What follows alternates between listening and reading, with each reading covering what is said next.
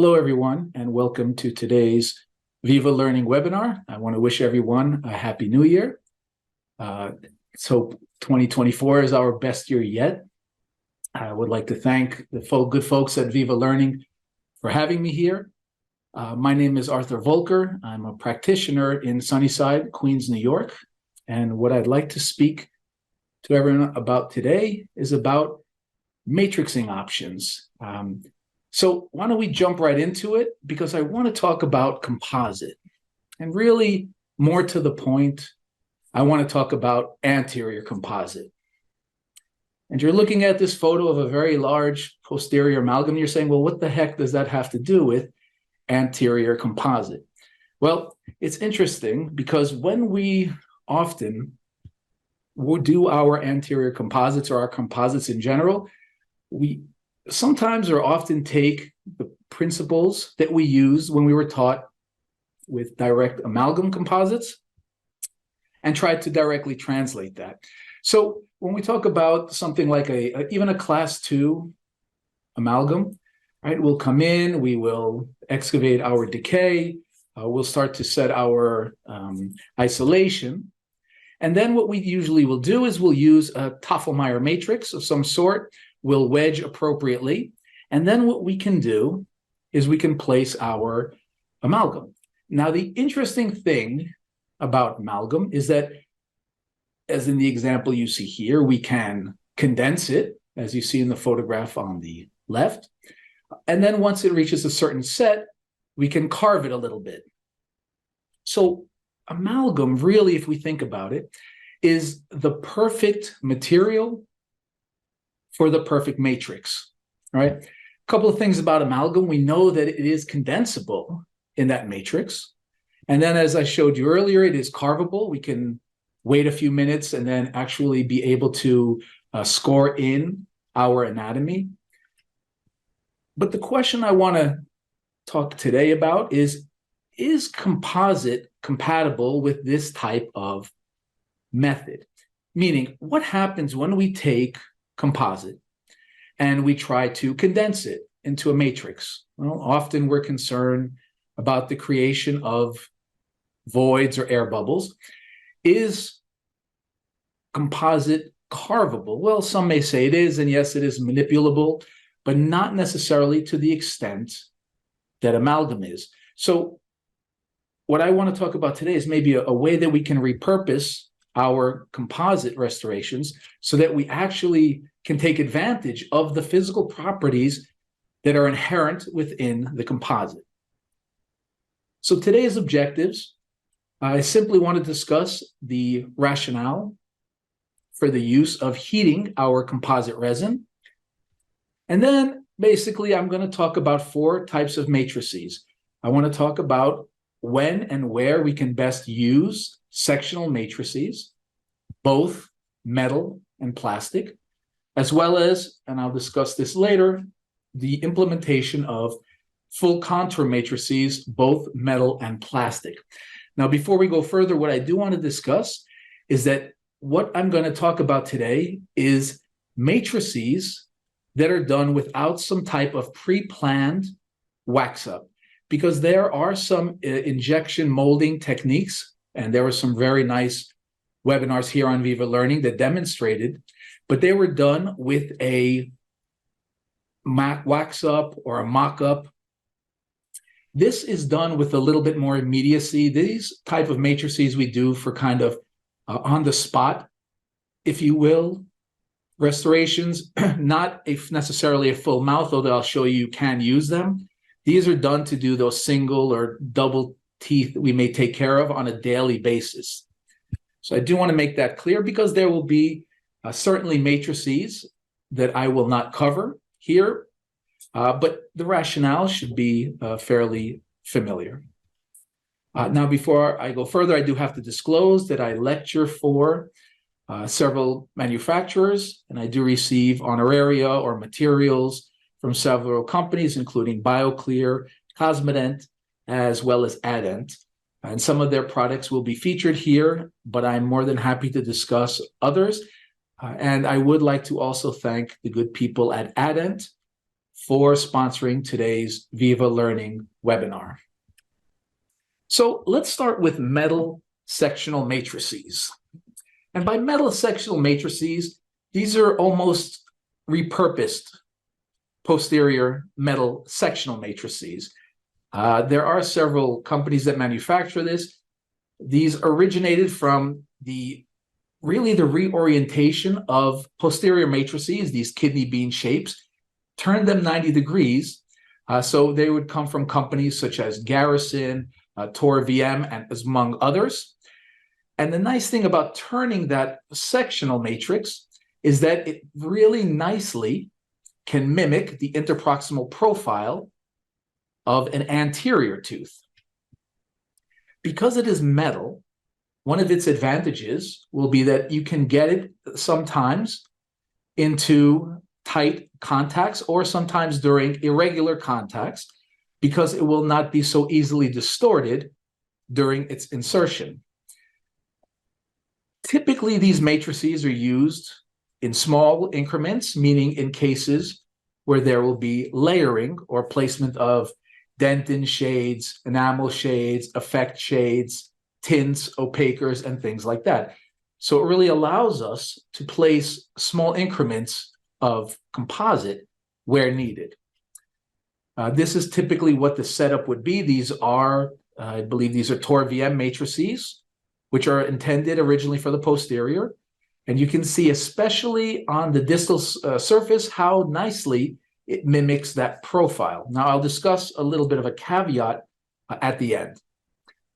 So I would like to share a case because we're not going to delve too much into this particular matrix today. I think it's quite straightforward. And this is a case that my good friend, Professor Pantelis Kouros from Thessaloniki, Greece, allowed me to share with everyone today. I like it because it shows really a very nice implementation of this type of matrix. And so typically, if you're using a metal sectional matrix, a palatal shell will usually first be designed. Now, the palatal shell is typically done from a PVS stent.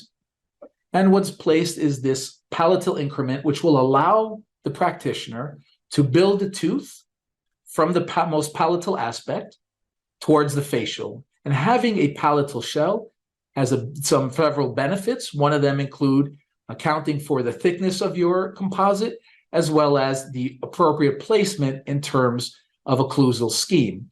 So once the palatal surface is placed, you can see the interproximal areas are quite open. So what Professor Kouros does is he'll now place his posterior sectional matrix, and because he's going to be taking a layered approach, a very small increment of, let's say, an enamel shade composite can be placed and can be placed along several of the areas, thereby giving him a sort of window mimicking the interproximal profile of the teeth. This will then allow him to further layer, as he's doing here, by placing, say, a dentin shade and trying to mimic dentin mamelons and other optical effects that we see in natural tooth structure. I do want to say that this is typically done with room temperature composite because it allows us to place small increments of composite. This is going to be a difference between this one and other matrices because we are going to spend a good amount of time today speaking about heating composite. But in a situation like this, when you're looking to layer your composite, sometimes you have better control, especially with the metal sectional matrices, placing it with room temperature composite, again, in those small increments. So the composite is layered, as seen here, and this would be the final enamel layer or top layer of the restoration. And he had very nice guidance as in terms of where the aesthetic outcome should be. And of course, when he does it properly like this, even at 5 years, we can see a beautiful follow-up to this type of restoration. And you can see that the interproximal profiles had been mimicked appropriately. So again, we're not going to spend a lot of time. I just added it for completeness, but I do want to add this caveat. When you're using a metal sectional matrix, I would advise you to be very careful, especially with the mesial contour, because what can happen is that due to the curvature of this really posterior matrix, often your incisal embrasure will be too wide. It'll be opened too much. So you have to make sure that you hold it in an appropriate position. But to be fair, there are actually now anterior versions that are more straight of these matrices. Some manufacturers are now making these type of metal sectional matrices, but they're designed to be more vertical and less curved to mimic the mesial surfaces of your incisors. So just one thing to keep in mind, but it's a very simple fix. So just as a bit of a advantage and disadvantage, I do want to say that the metal sectional matrix has the advantage of being quite stiff. It nicely replicates the interproximal contour, especially on the distal. The disadvantage of a metal sectional matrix, and really a metal matrix in general, is because it's metal, there is an inability of it to cure through. And because it is a sectional matrix, and I'll show you this a bit later, sometimes it can be difficult to contain the material, though using room temperature composite or a stiffer composite will certainly help with the placement of the material in small increments. So the next matrix I would like to speak about is the plastic sectional matrix. For those not familiar, this might include something like BioClear, as well as, and maybe you had been exposed to this in some pediatric training, that would be something like strip crowns. Plastic sectional matrices are typically, because we're going to show you injection molding, they usually work best with single shade composites, so your restorations are typically monochromatic. I bring this up because sometimes it is appropriate to use a monochromatic restoration, and I know some people, especially if they enjoy layering, they may find a single shade is not sufficient. Using a plastic sectional matrix, especially with heated composite, will really be beneficial because it will allow you to place your composite in small areas, which we'll show you.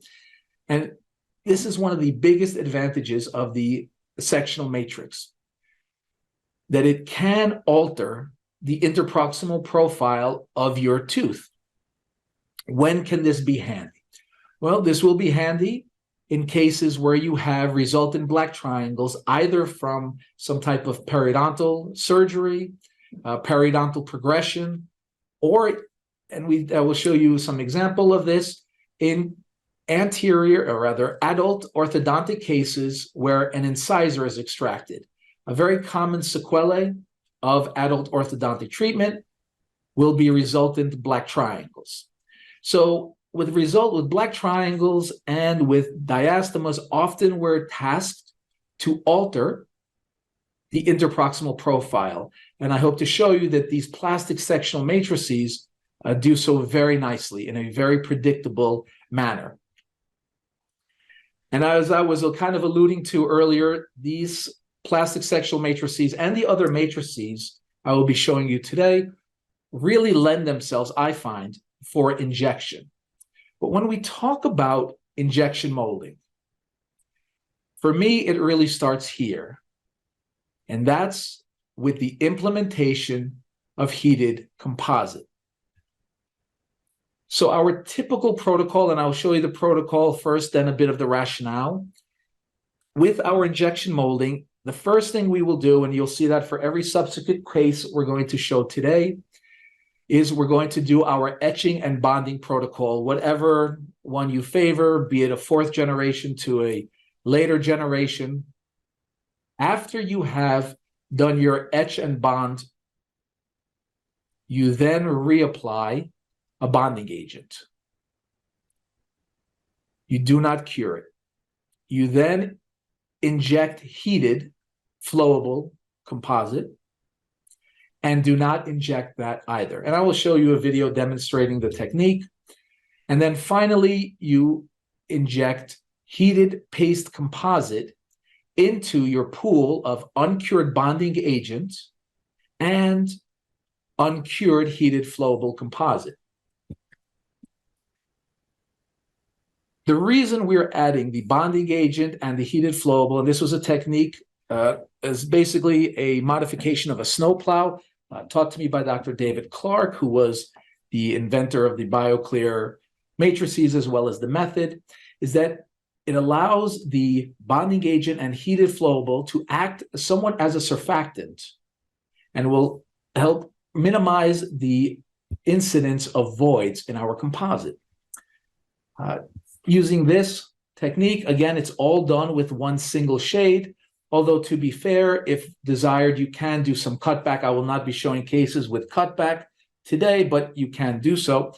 And there are many commercially available heaters. This is a CalSet heater available from Adent. It's a fantastic bit of machinery. It actually has 3 settings, which allows us to modify the amount of heat delivered to the composite. But I will tell you, typically I'm working at the highest setting, which is about 155 degrees Fahrenheit, which is about 68 degrees Celsius. Now, there are a lot of benefits, and I would like to just talk a bit about the benefits of using heated composite. One of the biggest advantages, and you'll see some more studies about this, is that heating your composite not only improves the flow of the material, and that's been proven time in and time out for many studies. It has been shown to decrease voids, as well as having a significant higher monomer conversion, which means you have a more fully cured composite. And I will show you some studies that demonstrate that. And also has a higher depth of cure, as well as providing a more robust cure in a shorter amount of time. Now, I'm going to show some data, and this comes from a book which I'll show you in a moment. And these slides are courtesy of Joshua Friedman, who is the president of Adent, and just some of the data that they have compiled from several studies. This is in their book as well, which I'll show you how you can easily get it. It is a free downloadable book available from Adent. And this one comes from Stansbury, who did his research at University of Colorado.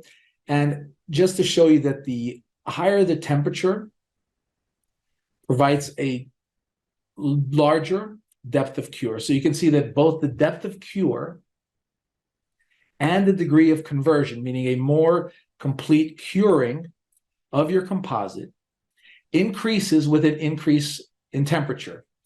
And the hotter you go, typically the higher the conversion. The study here was done at about 122 Fahrenheit, and often we're using, again, about 155 degrees Fahrenheit. That study also showed, for those who are interested, and I kept this in here, it's kind of interesting. It showed that the preheated composites, again, show this higher polymerization, regardless of the intensity of the curing light. But to reach the same amount of cure, please note that LED lights required quite a bit more time to reach the same degree of conversion. And that would be important because I think the overwhelming majority of curing lights now are not really halogens anymore. Plasma arc, I believe, fell a lot by the wayside due to cost.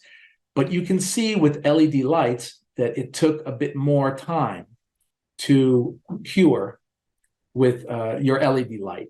So please be aware that you may need to cure your composite more even than the manufacturer recommends, especially if you're using room temperature composite. Now, the other thing that's quite interesting, and this came from Calleros and his colleagues, is that composite heated to 60 degrees centigrade for about 5 seconds had less polymerization stresses than composite heated at room temperature for 20 seconds.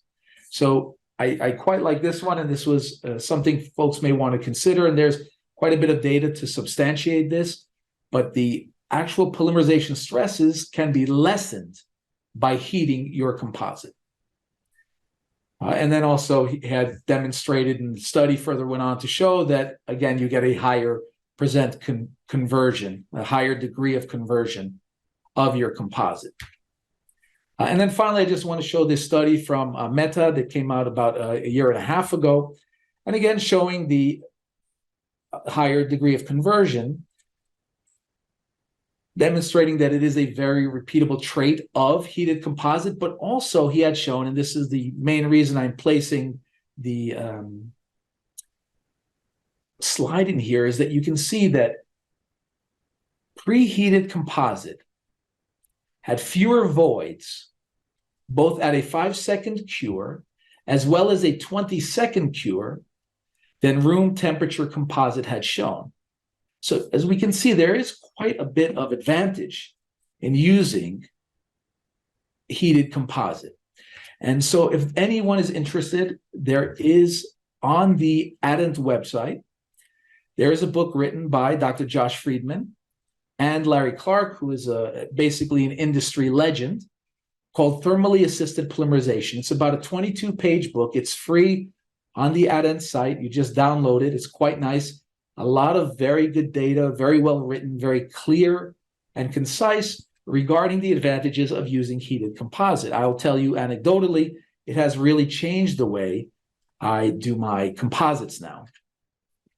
So I would like to go back now to our plastic sectional matrices.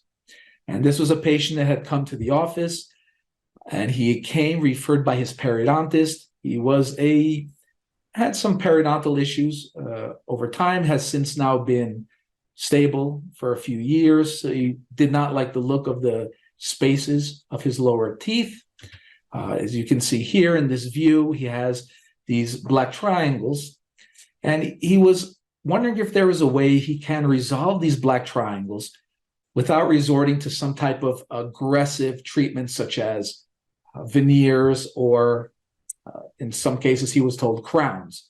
And as you can see, these teeth are really look beautiful. I can tell you, you'll see the x-ray momentarily, but these teeth are really in fantastic shape. So when we're using our plastic sectional matrices, and I do want to say that when I'm doing a lot of these types of cases, they are typically additive in nature. There may be slight reduction of a tooth that may be slightly rotated, but typically, especially in a case like this, for black triangle resolution, we are not using any type of real, what was the term? It was ortho via burr. This is additive procedures. But what we are seeking to do is we're seeking to alter the interproximal profile. If we change the interproximal profile, we stand a good chance of resolving the black triangle. So typically, I will place the rubber dam as prescribed by Dr. Clark, and then we will go ahead and clean this. And a very important aspect of doing additive dentistry is to ensure that you are bonding to the appropriate substructure. Often, especially interproximal areas, there is quite a bit of biofilm. So we want to make sure that that's removed. And one of the best ways we can do so is by the use of doing some type of blasting. In the BioClear method, we're using aluminum trihydroxide, which is a much softer material than the very popular aluminum oxide. But to increase the bond strength of your enamel surfaces, you can also use aluminum oxide as well as the aluminum trihydroxide. So what this will do is prep your enamel as well as remove biofilm. And this has really been shown to improve your bond strength, as well as ensure that what you're bonding to is dentin or enamel and not, a sandwich that was eaten 2 months prior that was never cleaned off. So once the area is blasted, we have a gauge that allows us to choose the appropriate size for this type of black triangle. And as you can see, a little bit of red is poking out there. So what we chose for this case was the red, and this is what's called a BT or black triangle matrix. And this is the protocol of how we place our composite. We've etched and bonded already, and now I'm reapplying the bonding agent. And if the matrices are seated appropriately, they are like trapdoors. They stay very firm. They will not be displaced.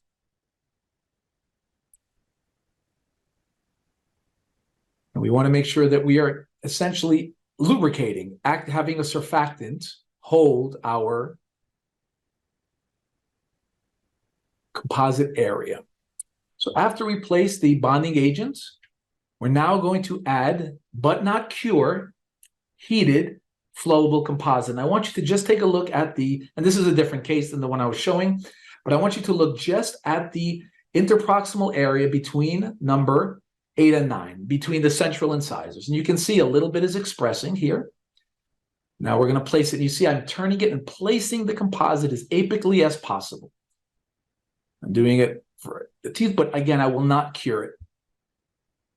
And then finally, I'm going to chase the bonding agent and heated paste composite with a heated flowable composite, with heated paste. And now look what happens. You can see, as I'm expressing, you can see that the bonding agent and flowable on number 8 are being displaced.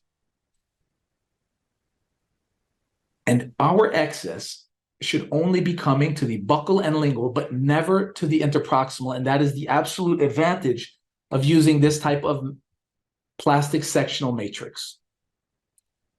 So in the case we had here, this is back to the gentleman in the case, the excess, and I will tell you with injection molding, there can be excess, and I will be happy to answer questions about that. But the excess should only come buccal, lingual, incisal, but never interproximal. If you have interproximal flash or you have interproximal excess, that would mean that the matrix was not seated properly. And that is the absolute importance of this method. So you can see where the matrix, where the excess lies. Here's another case, but I just want to show you all the excess is coming, and this is going to be important when we talk about full contour matrices. But you can see the profile of the composite. And is this a lot of composite? Yes, it absolutely is. But it ensures that I have a full and robust placement of my material. I understand every time I show this, folks always say, that's a lot of composite. Yes, it can be. But there may be reasons why I do it, such as if I see a void. So this is what the patient looked like immediate post-op. Now, this is a single shade. This is after removal of the rubber dam. This is after polishing. And you can see the tissue is a little bit beat up there. Okay, that's fine. But this right here, this I think is the most important aspect of using and especially plastic sectional matrix. And that's the radiograph. You can see that it is convex with no overhangs. And there will be, I believe, as I hope to impress upon you, that there will be an advantage to having a mylar finish or a finished, untouched, inherent polish to your composite. Anyway, this is what he looked like 3 years follow, and I believe one of the reasons is that because he had good adaptation of the composite.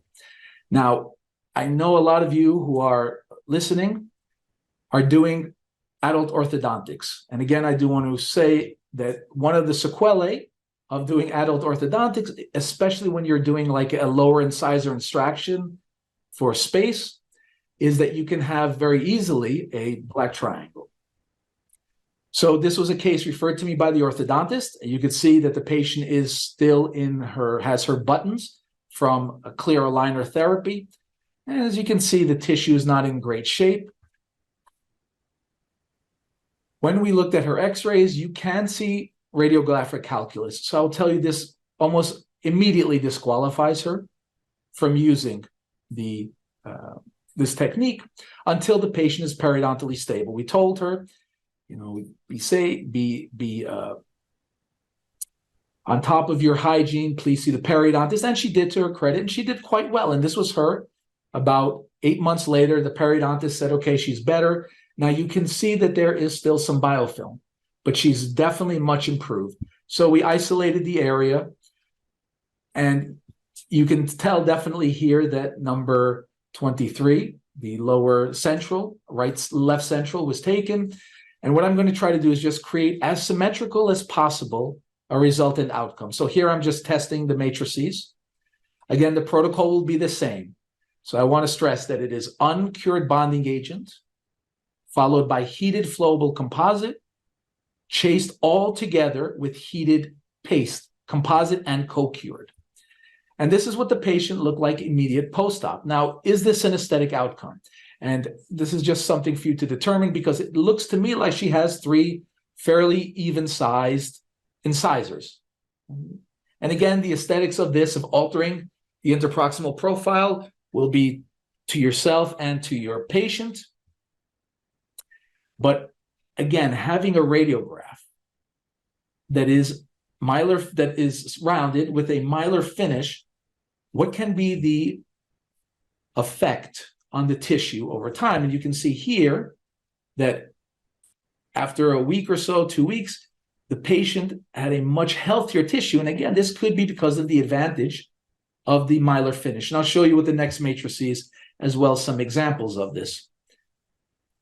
So the advantage of a plastic sectional matrix is its ability to cure through. Secondly, because we're going to heat our composite, it fills very nicely, especially in small places, such as black triangles in the lower anterior. And because it is mylar finished, it'll provide a very highly polished surface in the interproximal. And I do want to stress that if placed properly, you do not touch the interproximal areas. Leave that as mylar finished. But there are some disadvantages. And one of the disadvantages, especially of the BioClear matrices, is its thickness. It's typically, for those BT matrices, has a thickness of about 75 microns. A mylar strip is about 50 microns. There is a bit of a learning curve to the method and to become comfortable with the placement of the matrix. And some may find the shape too contoured. In other words, there may be too much of an altering of the emergence profile, because you will have a longer interproximal contact. But again, that's I would say that is a determination to be made between yourself and your patient. So as we go to our next section, this is what I want. I want to just emphasize something about sectional matrices in general. This is another case I'm going to do with BioClear. We have this class 3 lesion or replacement of an old composite. So we remove the caries and we place our dam. And now we have our matrix. And again, we'll do our protocol. But I want you to note one thing. When I'm injecting, because it is coming quickly, because we have to ensure a robust fill of the space, there will be excess. Now, the excess is easily removed. For me, that's nothing. I understand as dentists, we tend to be frugal, but even I have a point. So we inject it and we cure it. Now, I want you to take note of 2 things. Number one, if properly placed, as circled here, we can have a beautiful interproximal profile. However, we look here, we can note that the excess can be a bit uncontrolled, especially at the gingival area. Now, what if we have a scenario where we have to incorporate the gingival aspect to our restoration? Well, what we can then turn to are these full contour matrices. Now, you're going to notice something very funny, because I kind of made a little joke that dentists can be frugal. But what I would like to show with these full contour matrices, and admittedly with the BioClear, you do have to buy the matrix itself. I think it's absolutely worth it for me. But I'm going to show you how we may be able to repurpose existing matrices that you already have, matrices that essentially existed since the dawn of dentistry, but how we can repurpose them in the anterior to allow us to quickly, easily, and predictably make our anterior veneers, our anterior cervical lesions, and things like that.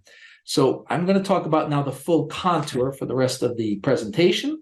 And by full contour, I mean, one, matrix that traverses from one interproximal area to the other, but includes the gingival.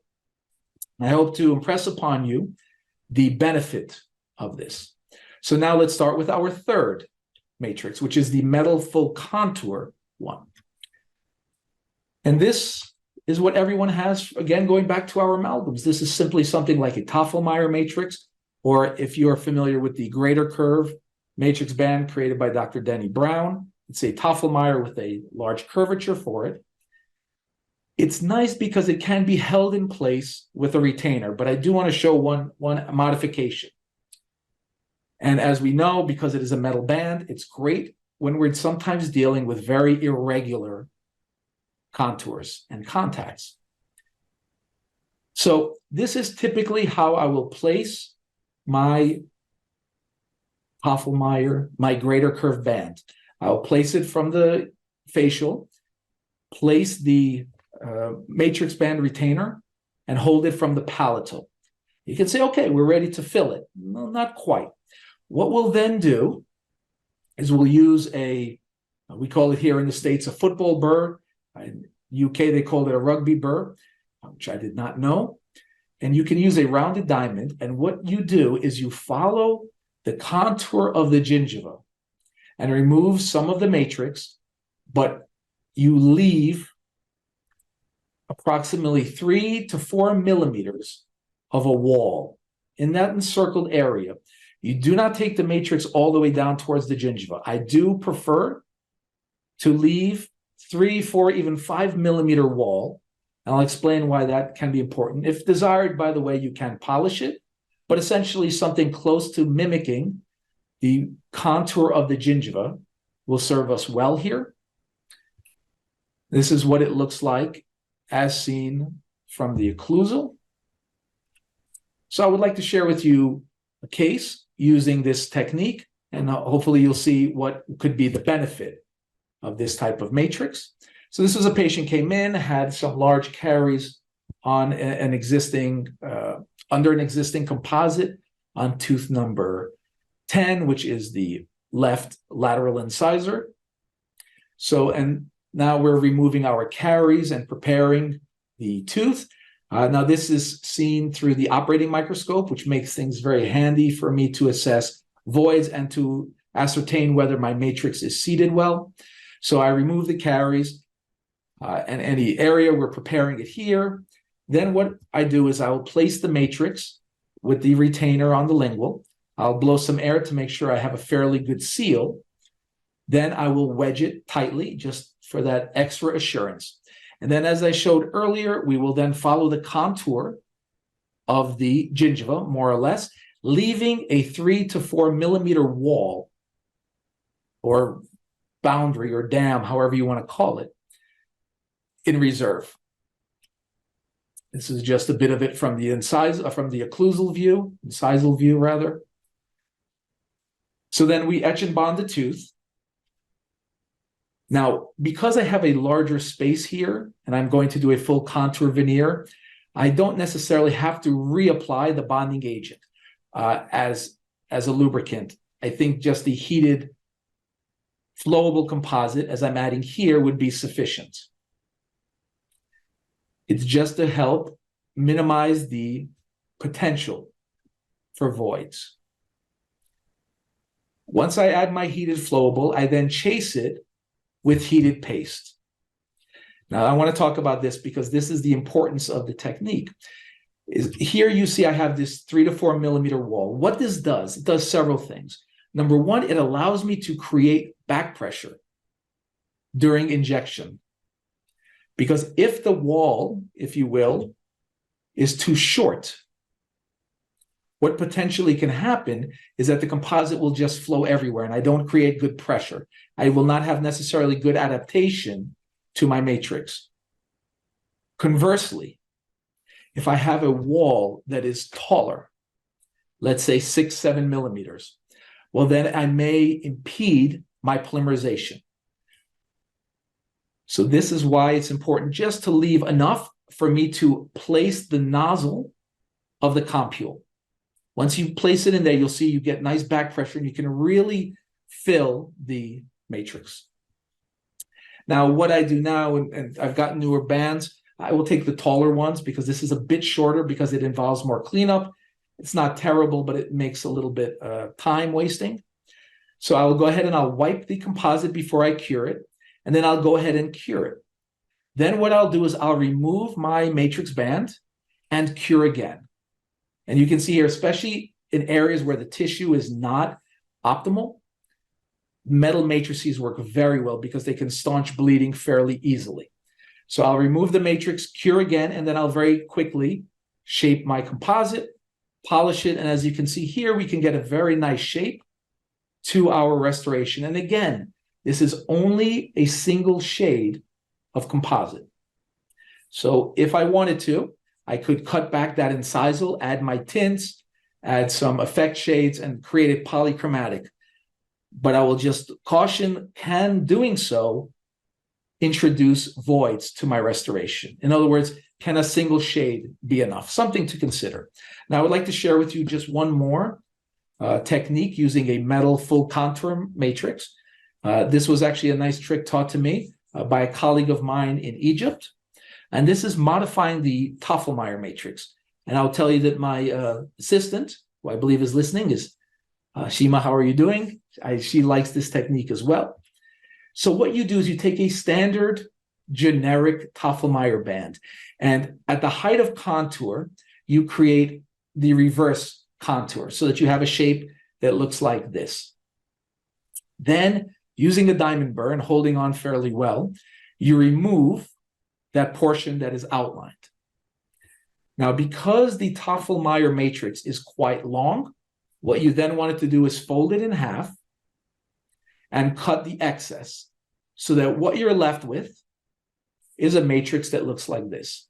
And you can read about this if you want. This was a technique, as I mentioned, by my friend, Mohammed El Sayed Al-Duhadi. He practices in Cairo, and we wrote this article together. And this matrix is a fantastic way to quickly do your cervical lesions, your NCCLs, or even your carious lesions, especially for canines and premolars. So I would like to show you one case here. This was a cervical lesion on a premolar. And here we have the matrix seated. And because it's in a premolar, sometimes the adjacent teeth will not give us good interproximal contours. So having a metal matrix makes it very nice to get in there. So we place our matrix, we seat it. I will wedge it to make sure that I have good stability. And then we'll go ahead and etch and bond it. Place flowable composite. And then again, chase everything with heated paste composite. In this instance, I'm using a microfilled composite. Place it, shape it a little bit, and then we go ahead and cure it. Then we remove our wedges and we remove the matrix band. And you can see we have essentially the appropriate shape. Now, all we have to do, all we're tasked with doing, is just simply removing quickly any excess, but we do not have to play subgingivally. And that's one of the most beautiful advantages of these full contour matrices, is that you know how difficult it can be to trim subgingivally, interproximally. And this does it very quickly. Then whatever polishing protocol you're using, here I'm using the Cosmonet polishers, and we can get a very nice polish. And this case is done quickly. In fact, and I didn't mention this, when you're using heated composite, from the time you remove it from a heater, such as the Calset heater, you have between 12 to 15 seconds until the composite reaches ambient temperature, which means you have to work quickly. So the advantage of a system like this is make sure your matrix is seated nicely. Make sure it's tight, make sure you have no leakage, and then go quickly. And then all you have to do is just remove the excess. You do not have to play interproximally, you do not have to play subgingivally. Just trim it to the area and you should be fine. So the advantage of a metal full contour is that it can enter more easily between those very wonky and irregular contacts. So I love these techniques, especially for premolars and canines, especially for cervical lesions. They maintain their shape because they're quite stiff. Again, they are good in those NCCL lesions as well as caries ones. Now, the disadvantage is the same one as with other metal, is that you cannot cure through. It may be difficult as well for you to assess voids. Now, I'm using the operating microscope, so using a clear matrix, a plastic one, allows me to more easily see voids. But this is one of the advantages. And finally, I would like to just talk about the plastic full contour matrix. And this one is really the ever ubiquitous flat mylar matrix. Now, what are the few things we know about flat mylar?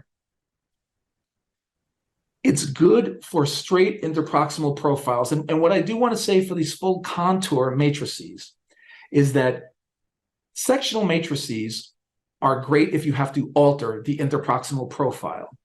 These full contour matrices work best if you do not have to.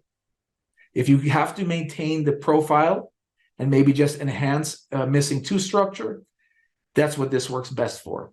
Now, the full contour application absolutely works best, and I would say almost works exclusively, if you have interproximal contacts. With sectional matrices, you can do diastemal closures with open contacts. Using flat mylar can be very difficult if you have an open contact. So I would say there are several ways you can apply a contact, but you need that contact, and I'll show you why that's important. Now, for those who are using palatal stents and layering your composite, we know that flat mylar is excellent for the pull-through technique to create a contact. The thing about flat mylar is that it tends to want to widen. It's not stiff, so it may flatten or even widen your contours. But the advantage of a mylar finish is that mylar finish, is that it is smooth. It has been shown to be at the minimum bacteriostatic, if not antibacterial. So this is how we're placing our flat mylar. And this was taught to me first by Paul Belvedere, and more recently, I was reintroduced to this from Dr. Marshall Hansen. And it is a fantastic way to quickly create composite veneers. But the placement has to be done at a steep angle. You want about 45 degrees, because if you place it too shallow, the matrix will bend. And if you place it too obliquely, and I'm speaking about to the long axis of the tooth, to the root, you will actually pull out the matrix. So number one, you absolutely have to place it at a steep angle. Secondly, it has to sit into the sulcus.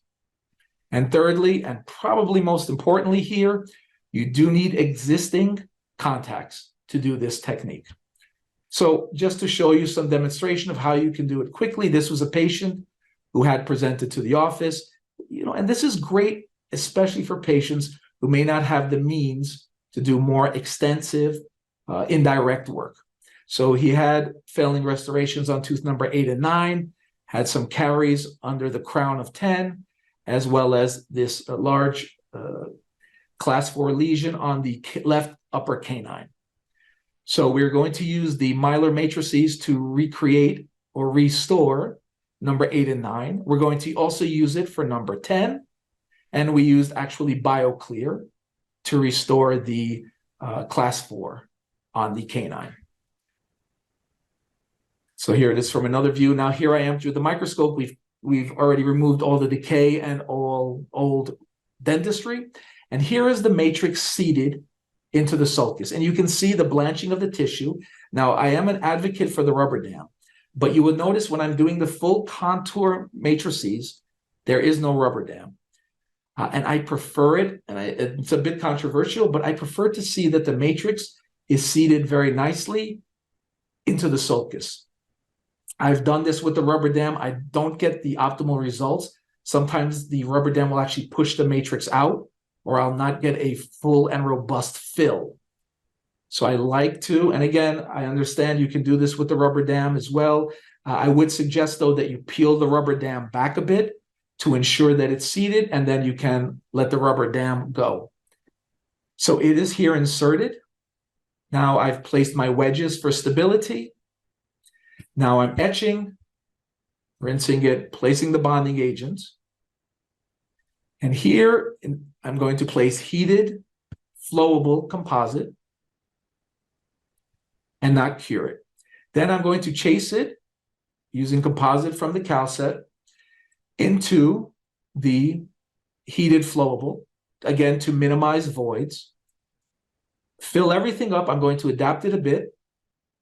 But I want you to notice here that the matrix has wanted to widen. You can see it's kind of pushing out. This is not a problem at all.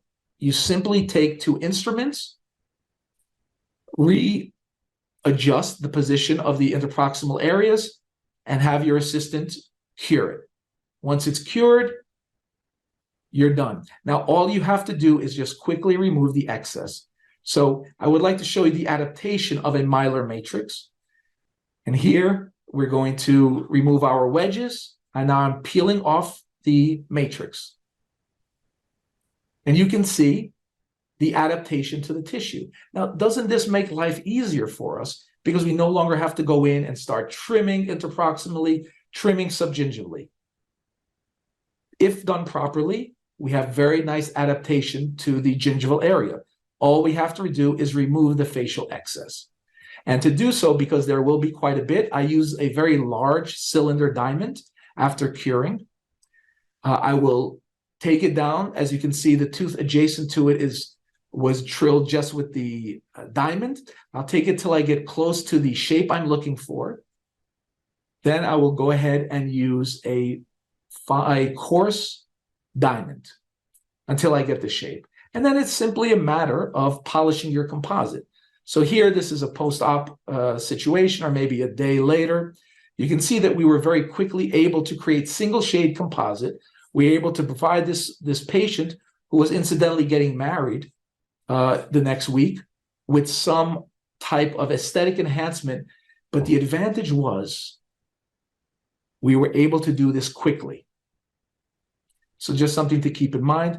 I want to share with you, before we finish, just one quick video using the Compex heater. It's a newer product from Adent. I'm just showing you on this demo, because what I want to impart is, what is the effect of our matrices on the periodontal health of the patient.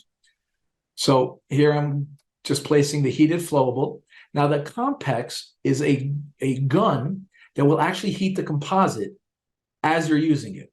So it heats up in the gun. So here I am injecting. You can see you have to move fairly quickly. I'm going a little slower just because it's demonstration, but you can see the nice flow of the heated composite. This is not why I'm making this demonstration. I want to make one point before I finish, if that's okay. And here we're going to just do some quick adaptation. It's just for demonstration purposes. Typically, I would add some more. In other words, use another compule. And what I'm going to then do is cure it. But what I'd like to show, and hope, again, to impart this idea, is what can a mylar finish do to the tissue? So I wish we could do this with our patients, but I'm removing the matrix on this typodont. And what I'm also going to do is I'm going to now remove the tooth itself. So I'm going to go ahead and unscrew it and just see our most gingival aspect. What can that look like? And yes, I understand it's a typodont, but the benefit of a mylar strip is still there. So you can see as I'm lifting up, you see the nice adaptation, but take a look here at that shine right there. You see, that's the mylar finish. And what will be that impact of this on the tissue? Well, I'll share with you just one case, and then I'll finish and answer questions. And I thank you all for your patience. And I see we have quite a number of questions coming, so I will answer all of them.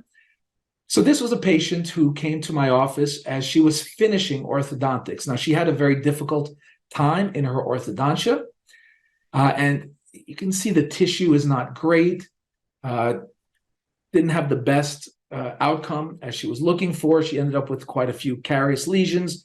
She kind of let her hygiene go. I did not trust that we should do indirect composite here. So my plan, if you will, my strategy was the following. I was going to do direct composite veneers on these upper teeth, remove any caries that are present, but not go to direct. I'm going to use flat mylar here with heated composite and a single shade of a nano-filled composite. So here I'm doing tooth by tooth. We have certain things in our courses. If anyone is interested, we're teaching this at the Cosmonet Learning Center, how to create more symmetrical outcomes of your teeth using very easy markers here. We're using pencil markings as well as articulating paper. And here is the before and immediate post-op. But I want to show you what she looked like upon follow-up.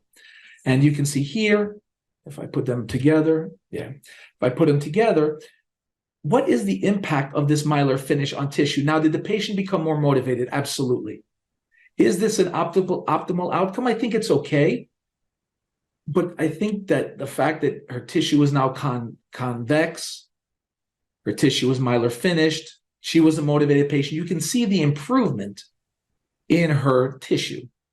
And I think that's what I want to impart the most here, is that we can provide a very quick way to create an aesthetic and functional solution to our patients quickly, predictably, without having to go to indirect. So finally, the advantages of the plastic full contour.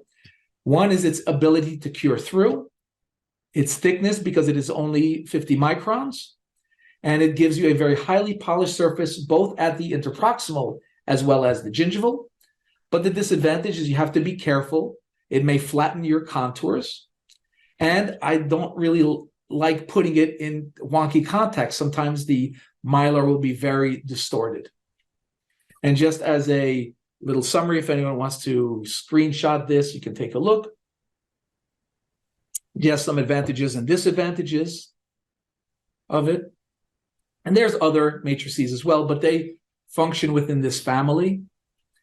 And finally, I would like to say thank you again to everyone who's participating with us today. Thank you for being a part of Viva Learning. It's an honor to be back. So thank you for participating. And if anyone wants to contact me, this is my email. I'm on Facebook and I moderate several of these types of groups, especially for direct composite, and that's my Instagram. Now I'll be happy to answer some questions, and I can see we have quite a few, and if it's okay with the folks at Viva Learning, I'll get them and you can stop me. So our first question comes to us here and says, does having a prophylaxis or hygiene treatment also help remove biofilm prior to applying bonding? Yes, it does, and thank you for that question, Naj. The thing is, you have to be careful because if you're having a prophylaxis, you may irritate the gums inadvertently or advertently, and sometimes it can impede bonding, or it could make it more difficult, especially if you're not always using the rubber dam. And another question, and thank you, Naj, for the kind words. What type of interdental tools would you suggest to increase the longevity of the work? Any food, beverage restrictions for the patient? I mean, it would be the standard. I try to keep patients away from acidic foods. I try to have them, I will make them wear a mouth guard on these larger cases. Definitely, I have them invest in or I try to have them invest, I should say, in a water pick. So that's how I would best approach that. And thank you for that, Naj. I appreciate your time to write these questions. And now we ask, and Ryan asks, when would you cure the bonding agent sort of separately from the flowable and composite? So just to reiterate, when you're doing these type of cases, you etch and bond the tooth as you normally would. That's when I would do so separately. But when I'm doing, especially in small areas, like when I'm using the sectional matrices, I will go ahead and I will cure the bonding agent together with the flowable and composite. So again, it's always etch and bond the tooth, and then bonding, heated flowable, heated paste. And then the question came to us from Temitayo, thank you for the, I see you have a few questions here. Do you need wedges with the sectional matrix? Sometimes. Now, I will use a wedge if I'm doing a diastema closure because of the time permitted. I did not discuss how we use a sectional matrix for a diastema closure, but I will use it for that. For black triangles, I never use a wedge. So if I'm doing black triangles, I have to reiterate because I get these questions a lot. As an instructor, we never use a wedge for black triangle resolutions. He also asks, can the metal matrix be reduced before placing on the tooth in the Tafelmeier? Yes, you can if you desire. I just like doing this technique, and I hope we're talking about the same aspect of using a metal matrix. You can reduce it before placing it on the tooth, but the advantage to placing the Tafelmeier on the tooth, tightening it, and then contouring the gingiva is that you now have a guide. You can follow the contour of the gingiva because it's right there. If you try to do it before, you may not have good adaptation. So I prefer to place the metal matrix, tighten the Tafelmeier, matrix retainer, and then contour the Tafelmeier. Another question, when you see, somebody obviously from outside the United States asked me, when you use the rugby burr to shape down the metal matrix band, do you turn on the water on high speed? Yes, I typically do. I will use the electric handpiece. I prefer it. I think you don't even have to when you're using the rugby burr to shape down the metal matrix. I just am used to it. Do you have to? No, not necessarily. That's a good question. And now Richard is asking us, does the uncured second layer of bonding agent affect the final bond of the composite? And I would say absolutely it does not. Why? Because most of it, if not all of it, and thank you, Richard, for the question, gets displaced by the addition of the heated flowable end paste. And we have seen this many times where we'll have like a layer of bonding agent pushed out. Again, it acts as a surfactant. Can some of it get incorporated into the final layer of composite? Yes, absolutely. But do I find it? I've never found that to be clinically a significant issue. So thank you for that. And Stephen asks us here, what's your go-to for class 3? Or what if there's mesiofacial on one side and distal lingual on the other? Typically for that, I would probably do any type of class 3 with a sectional matrix. I would just place 2 sectional matrix. So Stephen asked, what if there's one on the mesiofacial? Okay, then I place it on the mesiofacial. And then on the other side of the tooth, there's a distal lingual lesion. Well, I'll just simply place another sectional matrix. For class 3, I'm almost exclusively using sectional matrices. Thank you for that question. Megan is asking, I don't have aluminum oxide to clean off the biofilm in my clinic. Anything you can use as an alternative? If you have air abrasion and you have something that your hygienist is using, even if you're using sodium bicarbonate, that will work. The most important thing is to mechanically debride the tooth. So that's what we're trying to do there. Aluminum oxide is good. Aluminum oxide may be too aggressive on dentin, but we're using, again, the softer one, which is called aluminum trihydroxide. But if you have anything in your office that allows you to use air abrasion, typically most of those things will work to remove biofilm. Okay, Dr. Powell is asking, do you have a problem with open contacts in the anterior with the metal matrix? Not often. And again, with the metal matrix, I still prefer to use with existing contacts. If I have an open contact, typically I will tell you I will use a sectional matrix. I've actually done cases where I've used a sectional matrix to close a contact, and then I'll overlap everything with the mylar matrix to give a final nice look to it. Oh. Okay, sorry about that, we said that. So I hope that answers the question. And Anne asks, what system do I use for polishing? Typically, I'm using a Cosmodent's polishing kit. Typically a combination of discs and or burrs. I post a lot of it on social media, especially the Facebook sites. You can find a lot of the polishing protocols that we use on Cosmonet itself. So I hope that answers that question. I also like the spiral polishers as well, like ASAP from Clinician's Choice is also a very nice one as well. We had some questions and answers. Okay, so with that, folks, I do want to thank you so much for your time. I don't have any more questions I see here. So everyone, again, Happy New Year. All the best to everyone. If you have any questions, please feel free to contact me directly. I would love to hear from you. And I wish you all the best. Have a great one and goodbye.